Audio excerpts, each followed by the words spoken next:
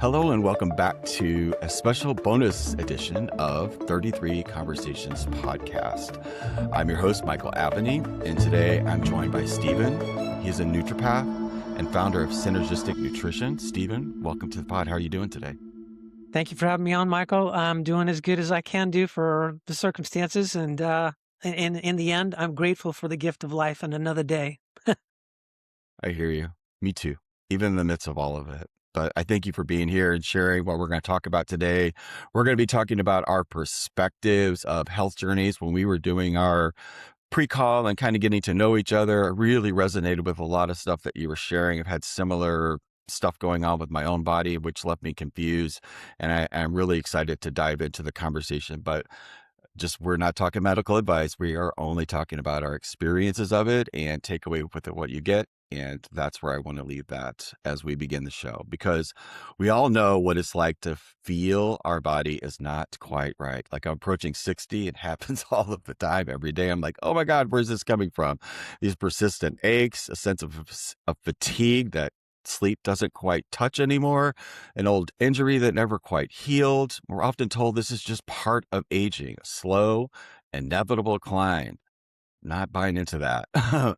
But what if there was an unseen forces at play, hidden stressors inside of our own bodies that are quietly draining us of our energy, our minerals, and our very structure itself? What if the feeling of being fragile is actually a sign of debt that can be repaid? My guest today has spent decades exploring this territory, and after his own health was wrecked by things conventional medicine overlooked, he began asking different questions about electricity, pH, and the foundational minerals that govern our vitality. His work challenges the idea of the inevitable decline that we all face and offers a path back to structural integrity. So let's begin the conversation today with what are you in the middle of? What transformation are you in the middle of inside this, this daunting conversation that we all got to face as we Well, stay on the regarding planet every day? it's of late, I've learned from Dr. Jerry Tennant that the doesn't matter about the chronology of our bodies; it matters about the voltage, and so our cells are supposed to operate at a minus 25 millivolts. So the cell membrane is supposed to maintain that level of electrical energy. And any degree of deficiency of that voltage drop down from as low as minus 20 millivolts is okay still, but minus 19, minus 18, anything lower than minus 20, the cells are starting to become deficient in the electrical energy necessary for them to operate correctly. That electricity of the body is primary and first over biochemistry. And biochemistry is a consequence of correct electrical voltage, and that there's all kinds of things that subtract from the body's voltage. So, like I've experienced, mercury poisoning when I was younger, and that's launched me on this nutritional path. But I didn't know about the consequences of jawbone infections being a source of drainage of the voltage, so that like each of the teeth of the mouth correspond to a meridian channel that allows a flow of electrical energy from the tooth through the meridian channel to an organ. And then if that tooth is infected because it's been root canaled, so when you have a root canal tooth, the circulatory system, the nerve has all been drilled out and it's been filled with a cement material, gutta percha, biocalyx. But there's like 1 million microtubules per tooth, so that you cannot account for or prevent the bacteria in the mouth from going into those microtubules. And so they set up shop to digest dead tissue. Anytime tissue is not, like crevicular fluid is supposed to flow through a tooth and through the microtubules, carrying nutrition throughout the tooth and wastes away.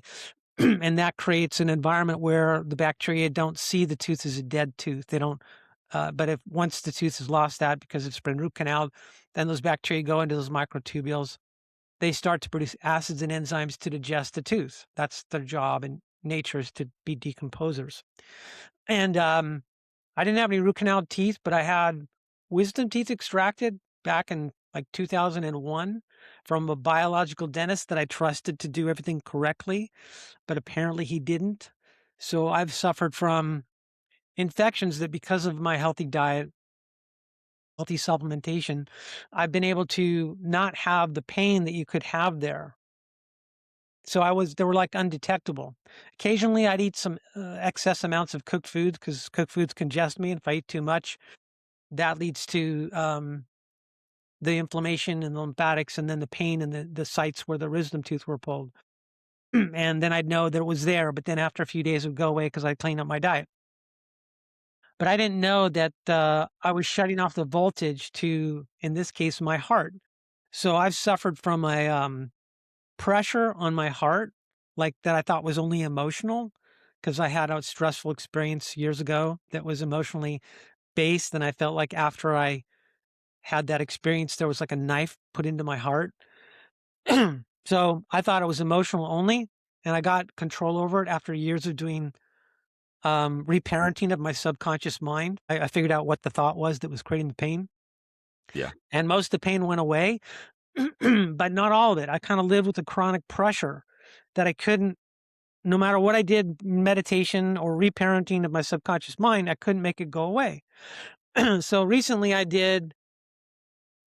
saw this, I did this training with Dr. Jerry Tennant, which is the guy that pioneered the whole thing about voltage, healing is voltage, that you have to have the right voltage to heal, and was made aware that those infections were not just releasing the metabolic wastes of the bacterial, their excrements that cause toxicity in the body, but they're also shutting off the flow of electrical flow to my organs and organ. And in this case, after I had those jawbone infections cleaned up surgically, where they cut open your gums and they drill out the infection, and then they draw your blood in prior to this, and then you take platelet-rich fibrin and they put that into the area, and then they suture it closed so the area can heal well.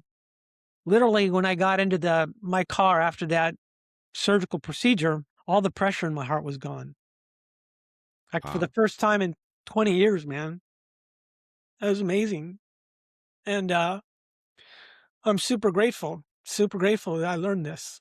And then I got home and I looked at my tooth meridian chart, and sure enough, all the wisdom teeth correspond to the heart chakra. So that's been my latest, like, aha and improvement in the quality of life. Yeah. So just for people that are listening, you said a lot of stuff. I'm translating in my head, like from my perspective of not everybody understands this conversation. So I just want to give an overriding view to just listen. And I've been a Reiki master for 30 years. I understand like everything's energy, but it's really different to hear human beings talking about it as physical energy, like going through the body. Like there's some barrier that how we have it is something out there, but what I love about this is that you're actually bringing it into the actual physicalness of the body, which is awesome. And you're exploring this and sharing your insights with us, which is incredible too. The second thing is I relate so um, deeply to what you're talking about the teeth. I like had an experience that was about 3 years where I couldn't figure out what the hell was going on with my body. And then at the end of the day, doctors never understood what was going on. It's medical doctors and dentists, but like, they're not connected to the energy side of things. But I knew, or during this process, I figured out a little bit about what you're tapping into about the root canals and what happens, because both of those were root canals and how they both failed at the exact same time these years later.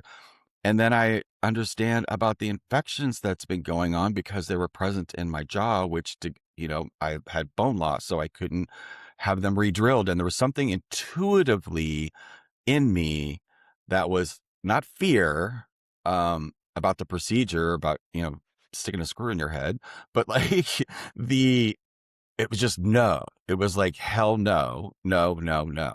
Like my body was just no. It was so loud. So I did, and I just let it heal. But that's when my skin started to clear up. I had developed this really weird um, tenseness and pain, and I was sore all the time, literally ached all of the time, and it just became normal. But when that happened, I started to notice some clarity in how I was thinking. The brain fog started to leave a little bit. And I wouldn't say I'm like all of the symptoms have gone. I'm experiencing stuff right now with my ear and my jaw that I'm interested because the first question that I really want to ask you is about you. We were talking about the jawbone being a circuit breaker. So whenever I was preparing for today, and the last 3 or 4 weeks has been insane. I've had vertigo. I don't know if that's what it is, but that's what the doctor said, and I've been in therapy trying to get it back right. But I still, to this day, like I've been having these weird, like out of nowhere, these intense dizziness experiences that cause such a panic in my body because it's like I'm going to faint or pass out or lose control. And it's like maybe 2 or 3 minutes. And then I live in the after effects of it for about 2 to 3 hours. And then I'll get an instant proof of clarity, then it's gone. It's just, but there's so much pressure in my ears and my jawbone. You shared with me about you had your surgery with that infection, and it's like I just wanted to kind of start off there today, since you said that was a circuit breaker, to kind of hone in on, since that's exactly what's happening. See if you got like what you think about that. I think that whatever procedure, like you had these wisdom or root canal teeth removed, but that the procedure was not done thoroughly enough. There might be still some remaining infection. That's my summation, that you still might have some infection in the jawbone. I don't know what kind of a dentist you worked with and how thorough they were. They were just extracted. Oh, They were okay. just extract. Okay, so if they're just extracted, then they didn't take care. So what you have to do when you have a tooth infection is root canal infection. Tooth is pulled, and you have to drill out the infected jawbone. And so that's the second step is drilling that out. Then you have to ozonate it. They have to take a little, very tiny needle um, that can fit in there and let the ozone gas go into your jawbone so that it kills infections. And then they put, like what I just said, that, you know, the platelet-rich fibrin from your own blood is put in there, and then they suture close your gums. And then that, because it sounds like, yeah, if you didn't have those two-step process, then yeah, to me, you still have an infection. Like in 2023, I had a bad tooth that I had for years that was, sore. I could feel it. And the guy, you know, pulled it, orthodontist, and I just trusted he knew what he was doing because he was referred by a biological dentist. And then, but that's actually got infected because he didn't pull the ligaments out. So teeth have ligaments that hold them in place. And so when you pull the tooth out, those ligaments have to be surgically cut out. Otherwise, they stay below the gum line and they rot and they become an infection. So What I kind of think, person would I seek out to do this? well, yes, the title is given to somebody that's trained to do it correctly, is called a biological dentist. Instead of just the title of dentist, they say biological dentist. The problem is that even biological dentists frequently don't do it right either. So you have to kind of go in with foreknowledge and ask questions, or ask questions on the phone of the receptionist ahead of time, so you don't have to even go in and waste your time if they're not going to do it right. But you want to basically find out if that dentist is going to, if they're removing a tooth, a bad tooth, that they're going to remove the ligaments. They're going to draw blood from you prior to the procedure, spin it down, take the platelet-rich fibrin, and put it as a plug in the area so that those has all kinds of growth factors so that the bone and the gums can heal, and then and ozonate it. And if they do all those three things, the ozonation, platelet-rich fibrin, removing the ligament, ozone, and all that, then that's the dentist that's doing it correctly. There are dentists, in America that do that correctly. It's just that for a lot of people, the price tag's kind of high. So there are other biological dentists in Mexico you can go to that are like a third of the price, fraction of the price, and they'll do just as good a job and do all those things. Um, so if you're going to go back to somebody local, you can go to a website called it's the initials for the website. It's like a directory of biological dentists you can find in your state, in your area. It's called International Academy of Oral Medicine and Toxicology, and it just goes by the initials IAOMT.org.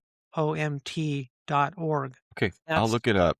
that's That's kind one. of like, because it's really, I'm going in my head like, oh my God, is there any other, like, you have to have that done? That's the only way, like, there's no other way to get that out of the system. You Yeah. just got to go back and have that done. Yep. Okay. It's a surgical Is there a procedure. way to test to see if it is there? Like, does everybody have it? Or Yeah.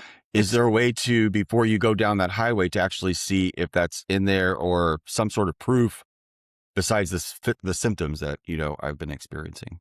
yeah. It's called cone beam or a three-dimensional X-ray. So typical X-rays of the jaw are two-dimensional, but doing this kind of an X-ray is called a three-dimensional and or Yeah, a I've had one cone of beam. those. You had one of They those? do that. They, well, I had one that was, they said it was 3D. It was when they were trying to see if I had enough jawbone density to put Yeah. the implant in. And they said Yeah. that I didn't. Yeah, that's where the atomic calcium and other things come in that I was going to talk about in our conversation today that could support the remineralization of the jawbone. It takes a specific kind of calcium to cause bone formation that most people aren't aware of. And you could actually restore bone density to the point that you could safely accept an implant. And that's the whole thing, is having a strong enough jawbone or a dense enough jawbone so that when the drilling happens to put in the zirconium implant, which by the way, I don't recommend I'm sorry, I said zirconium. I misspoke. Not zirconium because that's metal, but instead using no, I'm sorry. My mind's not clear right now. Titanium is the metal one that you don't want to use, but zirconium is a ceramic one. There's a higher degree of the body accepting that and not rejecting that, and so that's what I would do if I needed to, is a zirconium implant. And if you have dense enough jawbone, then the likelihood is high that the jawbone's gonna grow around that implant and become your new tooth. Yeah. There's so many people. I'm sure there's stats on there about people who have had like root canals that are, I've, since this happened, I probably have 5 or 6 people in my own network that had the same thing happen to them. Wow. And the exact same stuff that was going on. So this is like just sparking. So I'd never I'm connecting the dots in my mind now that because you think you're isolated. You don't, nobody talks about these things out loud that I've ever been in experience, but like you're hitting on something that like I know a lot of people experience, especially, my age, that, Right. we didn't know any different. We were told, Jenna says, hey, you need a root canal. I don't know what a root canal is. You just go have the damn thing done and you go on with your life. And then I'm sitting there, fast forward, and they're ripping this out. And I'm like, I start becoming aware of, why didn't somebody say something? Did they know this back then? Like, it's just, at the end of the day, it doesn't matter. I just want to like get to the healing part of it, and not succumbing to, there's nothing that I can do about my own health, and thinking outside of the box, and not looking at that system that we're all, especially in the United States, is we have, that's what's out there, and nothing against doctors or any of that stuff, but the system, has tremendous flaws in it because of the insertion of money. And, it's just my opinion, but it, yeah, health should not be like, we need something that really produces the outcome of healthy human beings. Is all I'll say. We're going to talk about the body as an electrical system, and you speak of the body being primarily electrical machine. Can you categorize things as either electron donators or electron stealers? What are some of the biggest electron stealers in our lives that we don't realize? Infections, um, cooked vegetable oils, sugar, refined sugar, um, medications, pretty much all medications, all vaccinations. Um, Vaccinations have aluminum and mercury in them, and those are all electron stealers, and those toxic metals. Stress, pushing your body beyond what it has in its reserve energy to the point of like the energy depletion factor, because it's not healthy strengthening stress, it's depleting stress. Um, yeah, so there's a lot of things. And so, I mean, negative Wi-Fi signals or um, 5G signals, all those things are disrupting the cell's ability to use oxygen, creating free radicals. Free radicals are substances, they could be acid free radicals or non-acid free radicals, whereby they're going to steal electrons from the cells of your body to get neutral in their charge. Free radicals from bad food, from negative electromagnetic fields. A lot of people don't realize that the body pH is supposed to be maintained at the 7.35 to 7.45 window, and that their diet doesn't support an alkaline state because the body's metabolism makes acids as a result of making energy. So you're converting glucose into lactic acid as a waste byproduct. You're making phosphoric acid and nitric acid and carbonic acid and all these acids as a result of metabolism. And when you're ingesting alkaline water and or vegetable juices, you're alkalinizing to a degree. And you need to do that supplementally nowadays just because food doesn't, 60% of the calcium levels that the soil and plants should have has been lowered. And so your primary alkalinizer calcium is much lower in your foods by 60%. And the longest lived people are the Hunzas on the earth. They live to be 120 to 140 years of age. And their water is glacial snowmelt that the glaciers have ground down the rock of the mountain into a silt. And then when the glaciers melt, they pick up the silt and carry it to the river. So the river is so full of minerals that it's a gray white. They call it glacial milk. And it's so full of calcium and trace minerals, they consume about 1/3 of a cup of rock calcium in their drinking water every day, which is like, calcium carbonate, which is fine if you have enough ionic calcium in your body. If you don't have enough ionic calcium in your body, that specific one that we'll talk about shortly, then that calcium carbonate will contribute to calcification of your soft tissues. But if you have enough of this specific form of ionic calcium in your system, that signals your parathyroid doesn't need to produce parathyroid hormone, and then inorganic minerals or inorganic calcium like calcium carbonate doesn't contribute to calcification of the soft tissues or joints. So yeah, alkalization is a big deal, and that you could take supplements to support that. And then that's basically the voltage of your body and the pH of your body are one and the same. They're just expressed in different language. So when you're alkaline, when you have the 7.3545 pH, you have electrons freed up and available for your electrochemistry to work. When you're acidic, you've lost electrons. So when your body drops below the 7.35 pH and you're deficient in this alkalinity, you're also deficient in electrons. Okay. What are some of the ways we can donate to our electrons? The Earth donates electrons, walking on the bare Earth. The whole tree hugging thing, the auric field of the tree is donating electrons to your body. Pets, when they come in from the outside, they've been walking on with their paws on the ground. They're full of electrons. And so your affection with them can donate electrons to your body. Hugging somebody that's got more energy than you will donate electrons to you.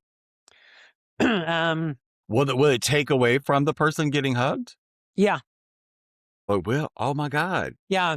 When you hug somebody, it's like basically there's going to be a sharing of electrical energy so that you'll both become typically the balanced of the same amount of energy. The one that's got more energy is donating to Yeah. the one that has less. Sidebar though, because it just made me think of it. Have you ever heard of the hugging saint?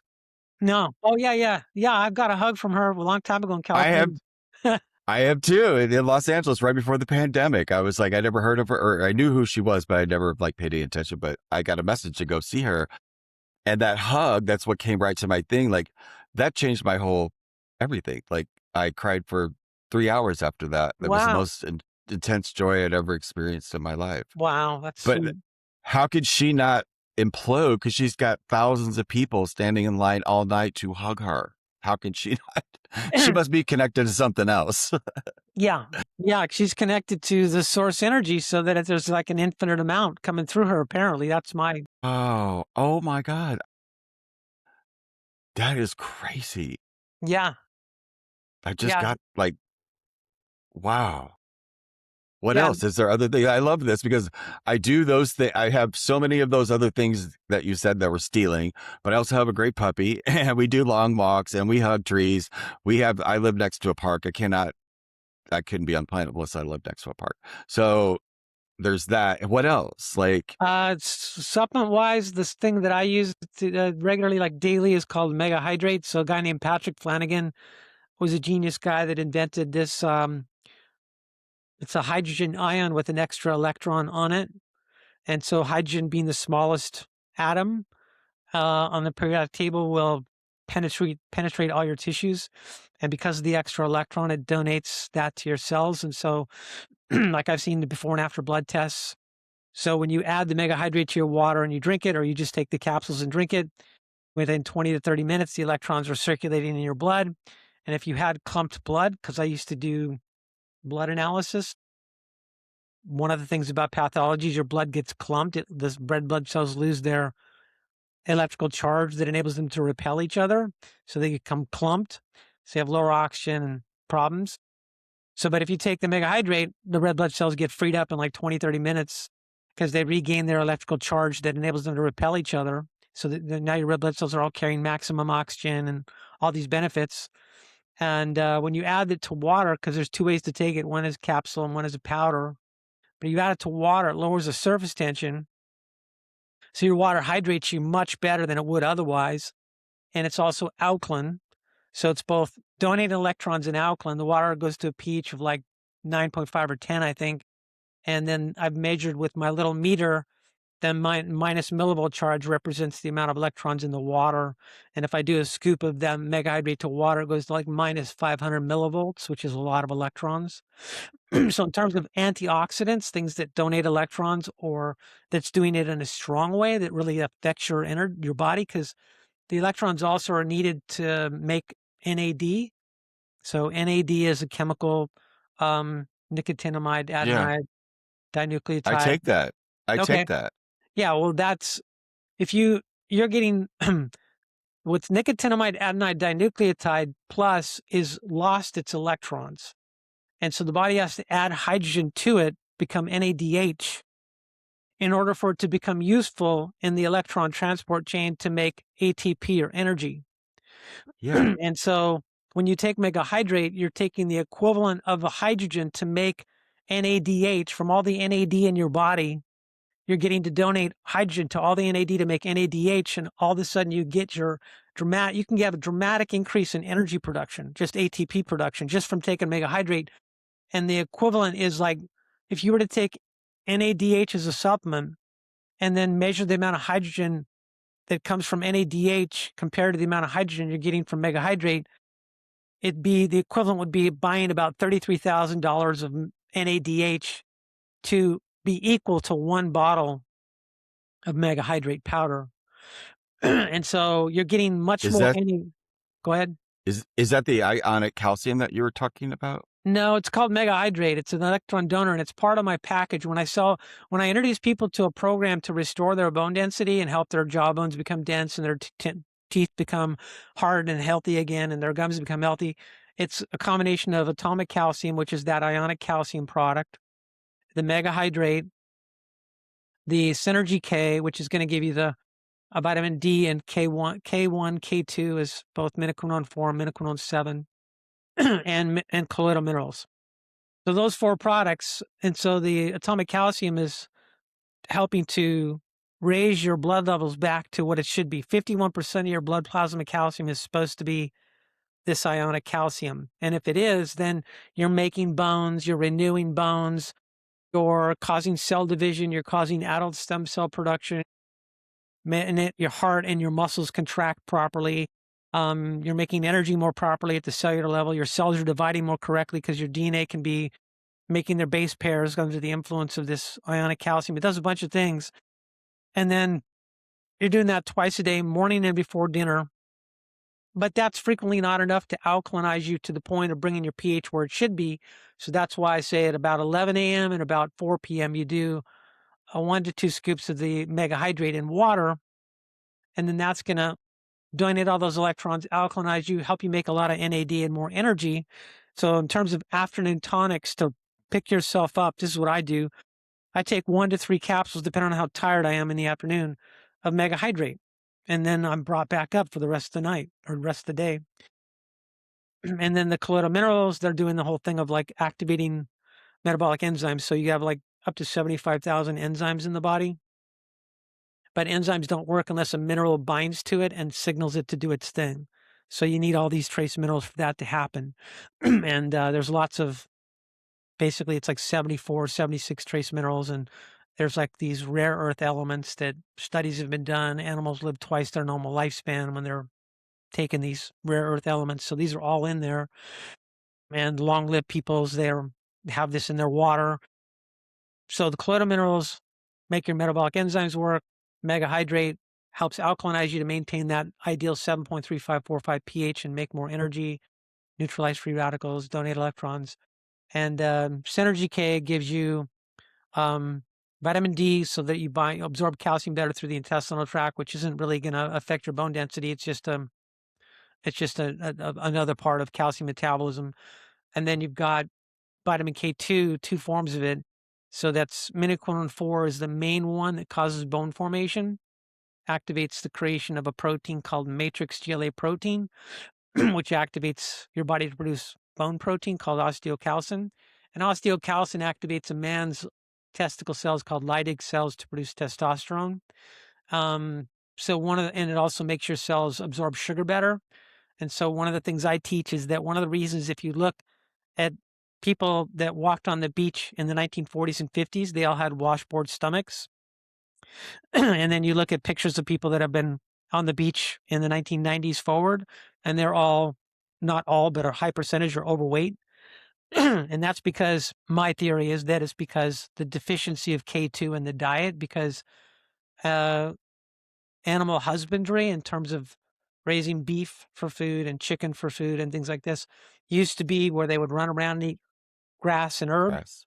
and Hmm. the K1 that's naturally in the greens would get converted in their bodies, GI tract Yeah. into K2 as minoquinone 4, and then it would appear in the fat of the animal or in the milk of the cow, the cream, the butter. And so people used to eat that kind of dairy or that kind of meat, and even organs like the liver and stuff would have it. And so they get plenty of K2 in their diet, so they're activating insulin production, insulin sensitivity from the K2 and the testosterone in men, which helps keep you lean. And they were still eating their pies with sugar in them and, plenty of white Yeah. bread and all that, and they didn't have weight problems. So Yeah. that's one of the benefits of that. And so those 4 products are on my website called getbonesofsteel.com. And there's basically a set of 3 packages that graduate from basic to um, medium to more advanced in terms of how fast you want to restore your bone density or, dental health. I love it. Thank you for sharing all of that information about your journey, how this happened. I know there's so much more I could talk to you probably all day and still not touch a little bit about what you've got going on or what you know.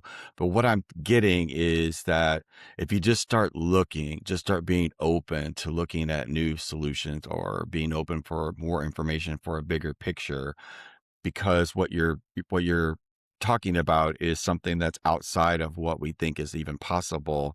But when you start looking and start looking at, all of the things that we think are normal, and maybe having an opportunity to um, correct that, or I'm a firm believer that all fundamental loss of power is because we think something is true, but in reality, it's not. Yeah, And I had a channeled person tell me that like 30 years ago. A lot of people may know him as Abraham Hicks, but like that stuck with me. And it's like I've used it my entire life. But sometimes it's so easy to stew in the collective um, perception that our health is regulated by something outside of ourselves.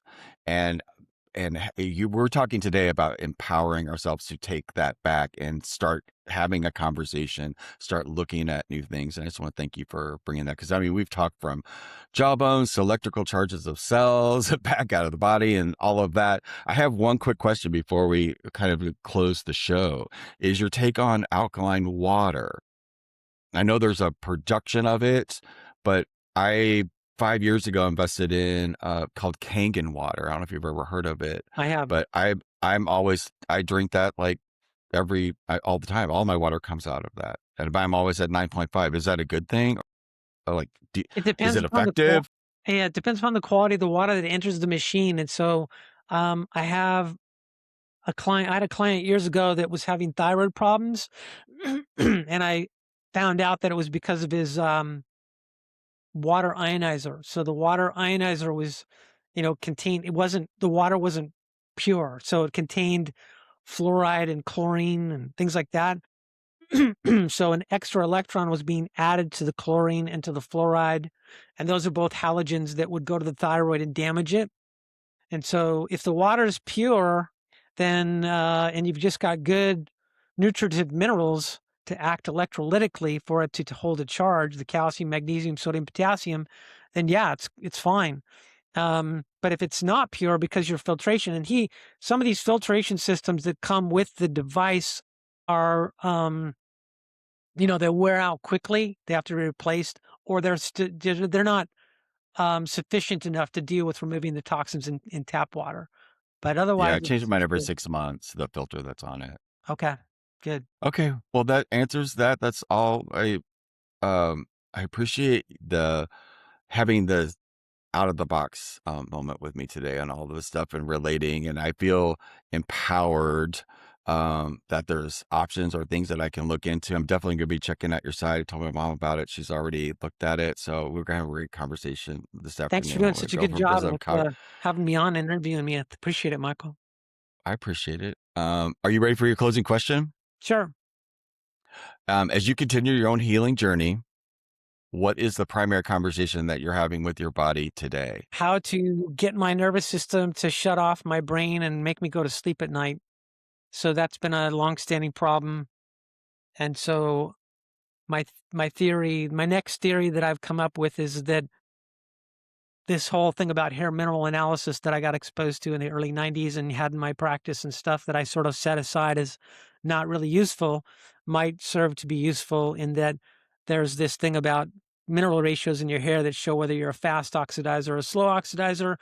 And so I'm going to revisit that subject and find out if my hair mineral analysis shows my body's in fast oxidation mode and try and reverse that to be more balanced, and that the hopes that my nervous system will become calm enough that I can experience more sleep at night.